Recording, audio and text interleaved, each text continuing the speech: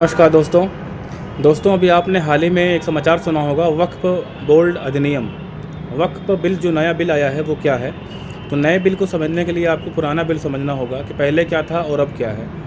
इस मुद्दे को समझने के लिए आपको ये समझना बहुत आवश्यक है सबसे पहले कि वक्फ बोर्ड अधिनियम 1995 में ये बना था। वक्फ बोर्ड क्या होती है पहले आप ये जानिए। मैं आपको बताता हूँ कि जो चीज़ अल्लाह के नाम पे जो भी संपत्ति होती है उसको वक्फ की संपत्ति बोली जाती है। मतलब मुस्लिम भाइयों को जो ईश्वर हैं जो अल्लाह हैं उनके नाम से जो भी प्रॉपर्टी समर्पित होती है उसको वक्फ संपत्ति हम कहते हैं। अब पहले क्या था कि अगर मान लीजिए कि कोई प्रॉपर्टी है उसको, और मुस्लिम भाइयों को ये लगता है, वक्फ बोर्ड वालों को ये लगता है कि ये प्रॉपर्टी अल्लाह के नाम पे थी पहले, ये कोई इनकी धार्मिक प्रॉपर्टी है मुसलमानों की, तो उसको वक्फ की प्रॉपर्टी बोल दिया करते थे। मतलब अगर वक्फ बोर्ड वालों को ये लगता था कि कोई प्रॉपर्टी वक्फ की संपत्ति है तो ये साबित करने का अधिकार उसके मालिक को होता था, ना कि वक्फ बोर्ड वालों को ये सबूत देना होता था कि ये हमारी प्रॉपर्टी है, ये वक्फ की संपत्ति है। अभी आप मेरी बात समझ नहीं पाए होंगे, मैं आपको एक एग्जांपल देता हूँ कि मान लीजिए वक्फ बोर्ड वालों को ऐसा आभास होता है कि कोई प्रॉपर्टी है और वो वक्फ की संपत्ति है, तो जो उस प्रॉपर्टी का मालिक है वो वक्फ बोर्ड वालों से ये नहीं पूछ सकता है कि आप हमको सबूत दीजिए, आप हमको एविडेंस दीजिए कि आपकी प्रॉपर्टी है। ना ही उसका मालिक सीधे कोर्ट जा सकता था। तो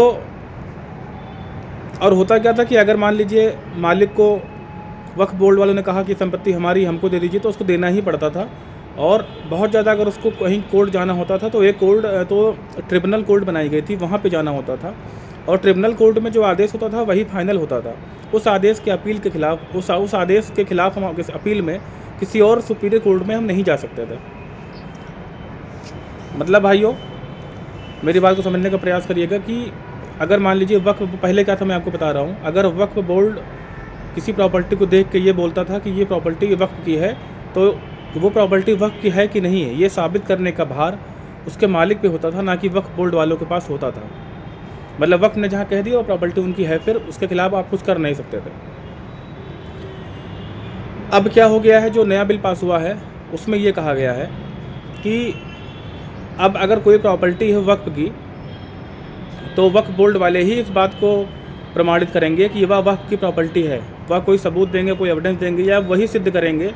ये सिद्ध करने का भार अब वक्फ बोर्ड वालों का हो जाएगा कि ये प्रॉपर्टी वक्फ की प्रॉपर्टी है। इसमें ये चेंज हुआ है बिल में। दूसरा ये था कि पहले वक्फ बोर्ड वालों के खिलाफ आप किसी न्यायालय में नहीं जा सकते थे। बहुत ज़्यादा आप जा सकते थे तो आप ट्रिब्यूनल न्यायालय में जा सकते थे और वहाँ का फैसला अंतिम होता था। अब इस बिल में क्या बताया गया है कि अगर मान लीजिए वक्फ बोर्ड ने आपकी प्रॉपर्टी को कब्जा कर लिया है, आपको पता ही आपकी प्रॉपर्टी है, तो आप वक्फ बोर्ड के खिलाफ सीधे हाई कोर्ट में अपील कर सकते हैं, अपने सबूत दे सकते हैं और प्रॉपर्टी आपसे नहीं छीनी जाएगी। तो ये है नए और पुराने वक्फ बोर्ड में अंतर। वीडियो ख़त्म होते होते दोस्तों मैं फिर से आपको बता दूं कि वक्फ बोर्ड वाले, मतलब पहले जो वक्फ बोर्ड अधिनियम था उसमें ये था कि अगर कोई प्रॉपर्टी वक्फ बोर्ड वालों को लगती है कि ये वक्फ की है तो उसका मालिकाना हक सिद्ध करने का भार उसके मालिक को नहीं होता था। उसका मालिक इतना भी कहे कि ये हमारी प्रॉपर्टी है, लेकिन आप वक्फ बोर्ड वालों से वो प्रॉपर्टी मुक्त नहीं करा सकते थे। उसको वक्फ बोर्ड वाले उस प्रॉपर्टी को अपने पास ले लेते थे। अब जो नया बिल आया है उसमें क्या होगा कि अगर वक्फ बोर्ड किसी प्रॉपर्टी को बोलती है कि प्रॉपर्टी हमारी है, वक्फ बोर्ड की प्रॉपर्टी है, तो आप उसके खिलाफ सीधे हाई कोर्ट में अपील दायर करके उस प्रॉपर्टी को अपने पास पुनः वापस ले सकते हैं।